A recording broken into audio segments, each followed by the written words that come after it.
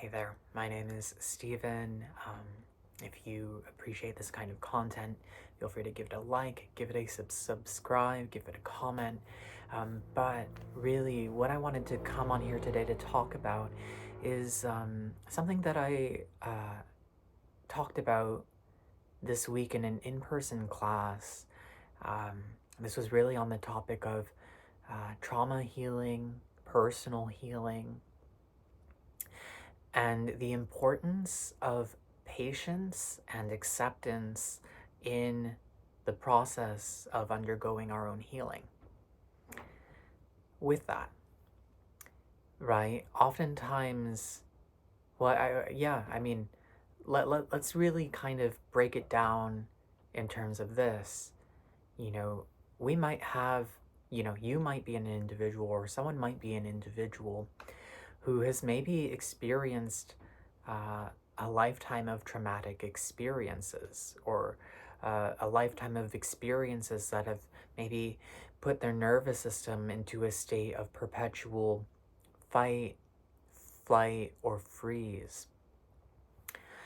And that is to say that, our neurological pathways, our patterns of behavior have been such that it's easier to do that. If we're habituated for freeze, it's easier for us to shut down. It's easier for us to go into avoidance.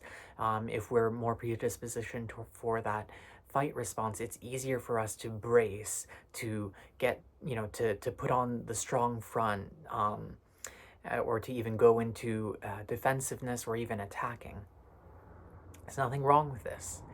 But if we have built up such a pattern in this other direction, what it means when we start to heal is that we start to build new neural pathways in another direction, right? So if for instance, if we are predispositioned toward that fight response, we might start introducing more stillness, more calm, more soothing into our system, because that fight is oftentimes occurring out of agitation. On the other hand, if we've been more accustomed to that freeze response, we might want to bring more activation into the nervous system, more bit by bit, and in small increments, more activity, more things that bring aliveness into the body, into the system. I would say in particular that freeze response really kind of puts us in touch what it's like to be close to death, interestingly enough, because again, that freeze response, it's about shutting down. The body shuts down, the heart rate slows down. But what I really want to highlight, right, coming back to this, is that it requires a lot of patience to start to build capacity in the other direction. I think during the session I held the other day, I said something along the lines of, many of us have a degree or a PhD in stress, in overwhelm, maybe even in self-hatred, um, anxiety, all these things. And, at a certain point, we get so good at it that, even worry, we're so good at executing these things. But, I think in a way we need to, I guess you could say, humble ourselves to start to unravel, to allow for these patterns of worry, fear, stress to unravel, because it's in that unraveling, it's in being able to be with our own survival, our own stress response, that we're able to deepen in our own inner connection. We're able to deepen in intimacy with the present moment, but also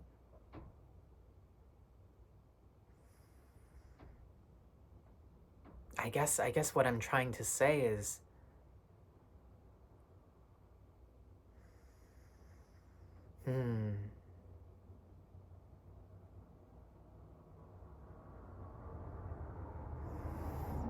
what am I trying to say?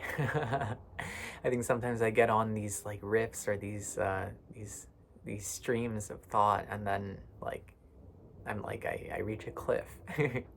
But I guess what I want to say more than anything is that like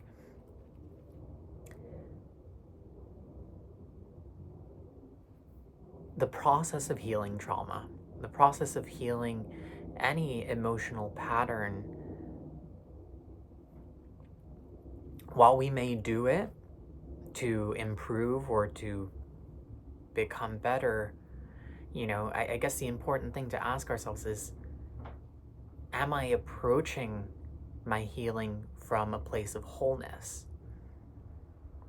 Because I think a lot of us, we may start, co-opting, taking on healing endeavors, not realizing that we're trying to heal with an old paradigm. We're trying to heal with the energy of hustle. We're trying to heal with the energy of struggle, right? And so on and so forth. And I guess this is the thing. It's like, when, I think it's so important that we ask ourselves, like, am I approaching my healing fully seeing and feeling, recognizing that I am enough as I am? Trauma and all. There is nothing wrong with me. And it's like in that vein, in that breath, it's like there's some, I would say, there's a relaxing that can take place. A softening that can take place. And, in this experience of our own wholeness, right? Our process of healing is not a race, right? We don't have to brace and show up for our healing practice and do it from force or do it to get a result. But we do it. Why? We do it because of the opportunity we get to know ourselves better, the connection we get to our own heart,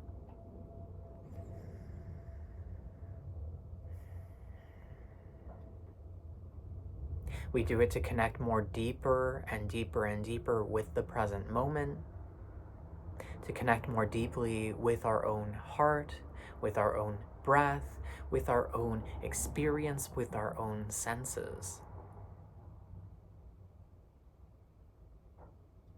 with our own body, right?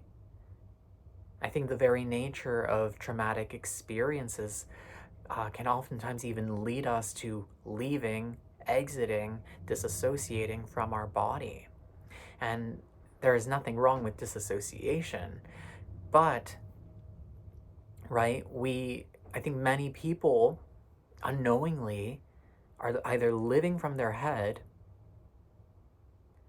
or they may not even realize that they have subconscious beliefs where they believe that, where they hold a core belief that it's not safe to be in the body.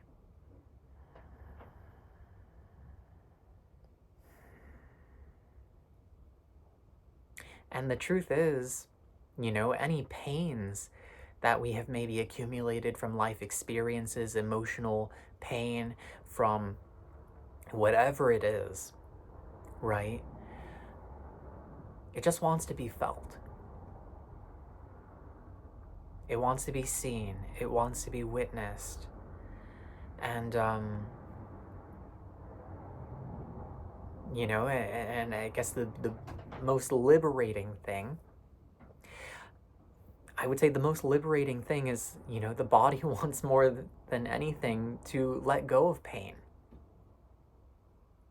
Wants to let go of the past. In fact, I'd even go in so far as to say that the body sometimes wishes for the mind to get over itself, right? Again, the mind has all these ideas of what it means if I start to feel, around what it means, or the fears or the projections, right? Like what will happen, I might feel too much, or I might drown in my own feelings, You know, I want to acknowledge, of course, it's important to ask for help and to seek counsel, to seek guidance when you need it. Um, but I think this is the thing, we can.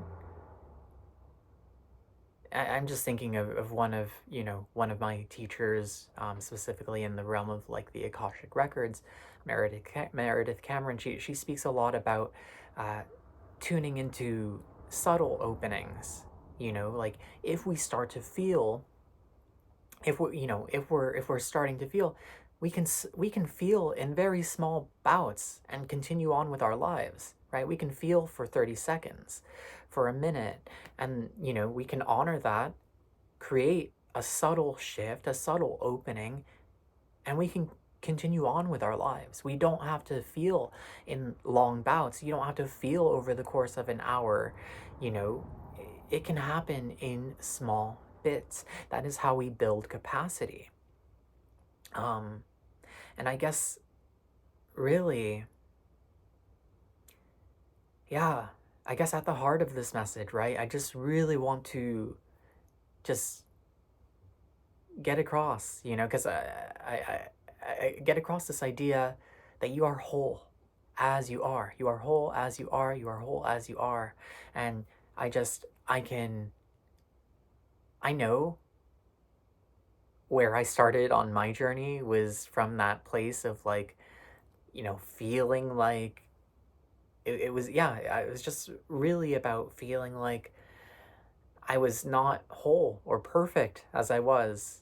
Believing, like of course I understand the desire to get rid of pain, to shift pain, to release the weight and the baggage of trauma. I absolutely understand that. And at the same time, to release that weight, I have come to recognize that to release that weight, to release that baggage, we cannot be rejecting ourselves. To release that baggage, we cannot be using our sheer force of will to heal. Because I would say to invite in substantial and sustainable healing, it requires letting go, dropping the defenses we have around our own heart, our own feelings. It requires surrendering to the force, the unseen forces, the divine, that the possibility that healing can happen, that healing is happening, and that it doesn't come through my force, but it comes through me co-creating with the force of healing. And I would recommend listening to this a second time. Healing comes through surrendering to the force of healing, through surrendering and softening to love.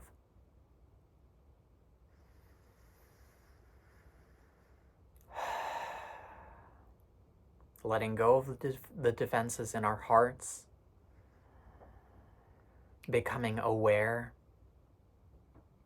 of when our own neurological, psychological, ancestral patterning tries to pull us into that state of constriction, into that state of closing, into, whatever it is, having compassion for it, loving ourselves through it, still affirming our wholeness and our lovability, even if it shows up, even if it arises, because it's just arising.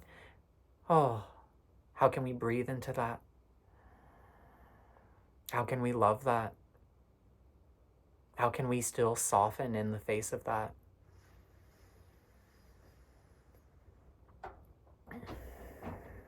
And this isn't even to say that I've perfected anything, that I have mastered this. It's just still a daily practice for me. But I am just here as a reflection, sharing this with you.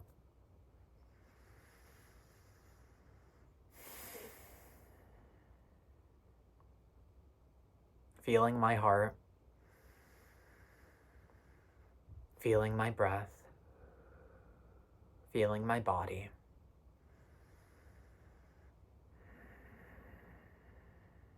I just want to thank you for tuning into this.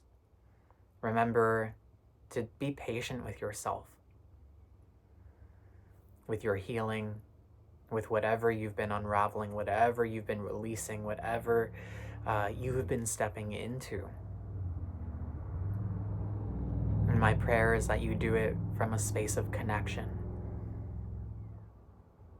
a space of deep love and honoring of yourself and of others. And if you need or would like support, please feel free to reach out. You can head to my website, vulnerableheartmeditation.com. For the month of February, I am offering discounted one-on-one sessions. 3 meditation coaching sessions, 45 minutes, where we dive deep into whatever it is that you're wanting to process and integrate, and even gain clarity around. So I'll go ahead and leave a consultation link to book a free consultation if you want to learn more. But in any case, I'm just wishing you so much love. I hope you take care and have a beautiful day or evening. Bye-bye.